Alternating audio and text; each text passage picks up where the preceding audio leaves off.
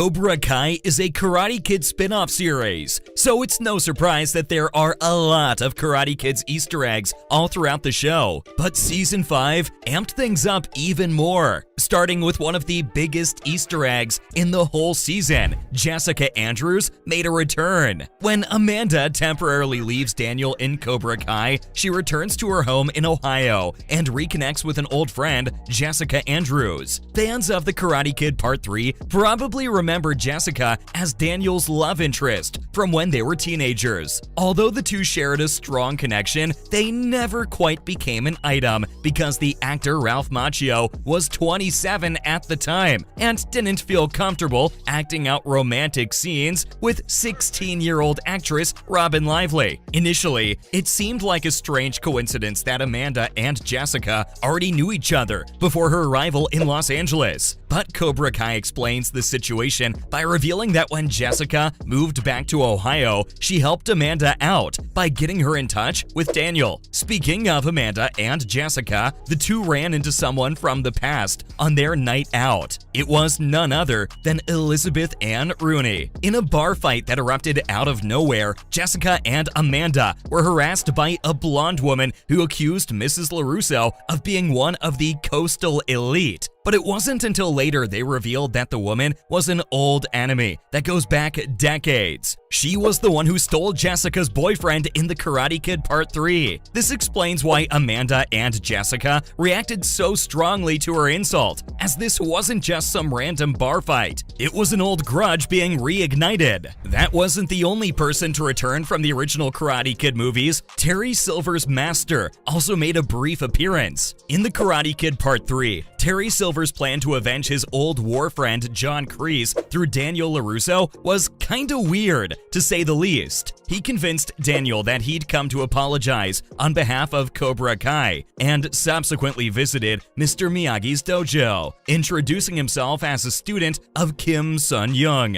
an esteemed martial arts master. In the movie, this reference to the master wasn't anything that important, but in Cobra Kai Season 3, the teachings of Kim Sun-young become a game changer. We learn about his techniques and find out that some of his disciples are now working for Terry Silver's dojo. It's through these methods that Silver was successfully able to build up an army to challenge Daniel LaRusso and the Miyagi-Do members. There was also another time Silver was trying to take down Daniel, but this time he signed a contract with Barnes. In Karate Kid Part 3, Terry Silver asks the notorious mercenary karate master Mike Barnes to help him take down Daniel LaRusso and Mr. Miyagi by winning the annual All-Valley Karate Tournament. To cover his bases and make this plan legal, Silver even draws up a contract outlining the terms of Barnes' payment if he successfully destroys Daniel. This contract is a running joke in that movie, since it was a ridiculous way to get revenge, but also serves as a reminder of the lengths Silver was willing to go to get back at LaRusso. In Episode 3 of Season 5 of Cobra Kai, grown-up Mike Barnes returns to the show and confirms that the contract did exist, though he claims to have lost it long ago. Another one of Daniel LaRusso's many enemies was mentioned in Cobra Kai, but this one was about Chosen's uncle. Episode 2 of Cobra Kai takes us back to Chosen's childhood, where he talks about his martial arts training with his uncle Sato. Sato was Mr. Miyagi's rival from back home in Okinawa and served as the main antagonist for most of The Karate Kid Part 2. In that movie, despite their rivalry, Sato had a change of heart late in the film after witnessing Daniel and Miyagi's bravery during a terrible storm. Previous seasons of Cobra Kai proved that Sato changed his ways after the events of The Karate Kid Part 2 and eventually passed away a few years ago. Just like his uncle, Chosen also changed his ways. That's why he apologized to Kumiko. In one episode of Cobra Kai, Chosen gets very drunk and finally reveals his long-hidden feelings for Kumiko, the woman Daniel LaRusso fell in love with in Okinawa in The Karate Kid Part 2. It was in that movie's final battle that Chozen kidnapped Kumiko and held her hostage. Fortunately, Daniel was able to defeat Chozen in the end, and instead of revenge, he showed him mercy and set him on a much better path. Despite this positive outcome, it seems like Chozen has still been carrying around shame and guilt related to his actions all those years ago. This is why he decides to call Kumiko during the episode and tell her he needs to see her and tell her something important when he returns to Okinawa. Kumiko previously appeared in Season 3 of Cobra Kai. At the time,